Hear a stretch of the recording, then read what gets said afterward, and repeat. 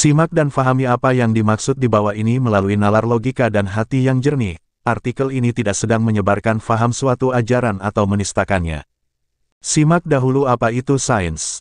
Pengetahuan diciptakan oleh dugaan dan kritik. Peran utama pengamatan dan percobaan dalam sains adalah dalam upaya untuk membantah teori yang ada dalam upaya mendekati kebenaran. Suatu teori dalam kajian sains harus lulus oleh kritik dan sanggahan. David Hume, tanggal 26 April tahun 1711 tanggal 25 Agustus tahun 1776 orang Skotlandia, filsuf, sejarawan, ekonom dan penulis esai, yang sangat berpengaruh terhadap empirisme filosofis, skeptisisme dan naturalisme.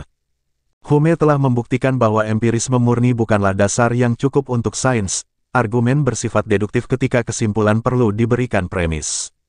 Artinya, kesimpulannya harus benar jika premisnya benar. Jika kesimpulan deduktif mengikuti sepatutnya dari premisnya, maka itu valid dan jika tidak, itu tidak valid. Bahwa argumen tidak valid bukan untuk mengatakan itu salah, itu mungkin memiliki kesimpulan yang benar, hanya saja bukan karena premisnya. Pemeriksaan contoh-contoh berikut akan menunjukkan bahwa, hubungan antara premis dan kesimpulan sedemikian rupa sehingga kebenaran kesimpulan sudah tersirat dalam premis. Misalkan, mengingat bahwa, jika A benar maka itu akan menyebabkan B, C, dan D menjadi benar. Contoh deduksi adalah, A benar karena itu kita dapat menyimpulkan bahwa B, C, dan D benar. Contoh induksi adalah B, C, dan D yang diamati benar karena itu A mungkin benar. A adalah penjelasan yang masuk akal untuk B, C, dan D yang benar. Sebagai contoh, tumbukan asteroid yang cukup besar akan menciptakan kawah yang sangat besar dan menyebabkan dampak musim dingin yang parah yang bisa membuat dinosaurus punah. Ada kawah yang sangat besar di Meksiko, mungkin saja dampak ini dapat menjelaskan mengapa dinosaurus punah. Namun, perlu diketahui bahwa penjelasan asteroid untuk kepunahan massal belum tentu benar.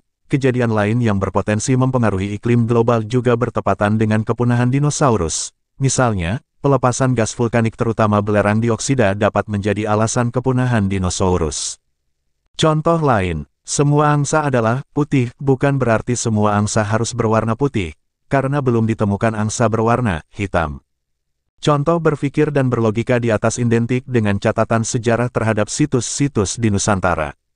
Di bawah ini adalah contoh studi kasus. Duduk bersila adalah cara bermeditasi yang dilakukan Yang Mulia Siddhartha Gautama.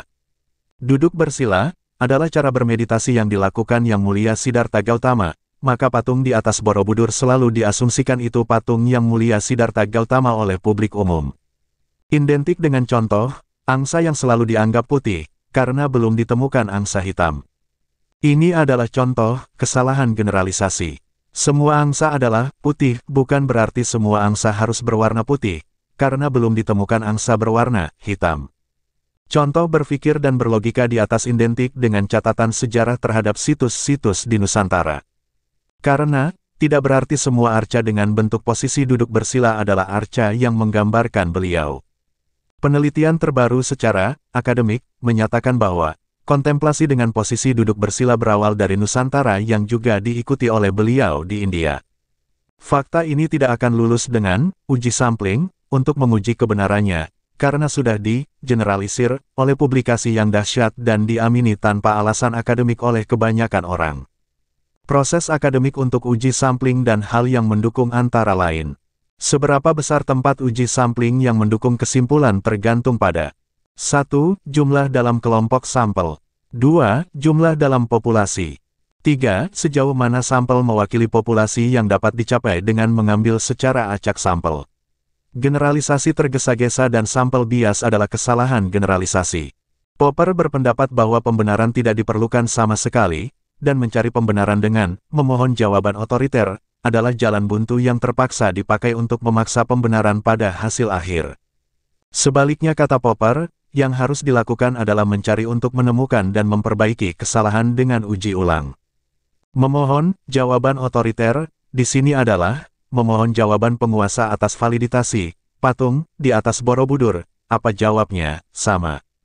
Hume menetapkan induksi sebagai dasar untuk menghubungkan penyebab.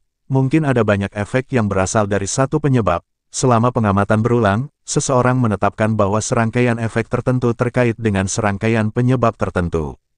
Identitas bangsa. Beberapa bentuk prinsip homogenitas kausal atau struktural antara masa depan dan masa lalu harus dibenarkan, yang akan membuat beberapa prosedur induktif selalu mungkin. Kemiripan masa depan dari koneksi ini dengan koneksi yang diamati di masa lalu tergantung pada induksi. Induksi memungkinkan seseorang untuk menyimpulkan bahwa efek A2 disebabkan oleh penyebab A2 karena koneksi antara efek A1 dan penyebab A1 telah diamati berulang kali di masa lalu. Hume menyiratkan bahwa induksi harus dilakukan melalui imajinasi. Seseorang tidak membuat referensi induktif melalui alasan a priori, tetapi melalui langkah imajinatif secara otomatis diambil oleh pikiran. Semakin dekat masa depan dengan titik persimpangan dengan masa lalunya, semakin besar kesamaan yang terlibat di masa depan. Hasil dari kebiasaan adalah kepercayaan, yang disebut insting, dan ini jauh lebih kuat daripada imajinasi. Claudio Costa mencatat bahwa masa depan hanya bisa menjadi masa depan dari masa lalunya sendiri jika ia memiliki identitas. Semoga difahami kalimat di atas untuk kembalinya sejarah benar dan kembalinya lagi kejayaan Nusantara, bahwa sejatinya kitalah yang mewarnai India.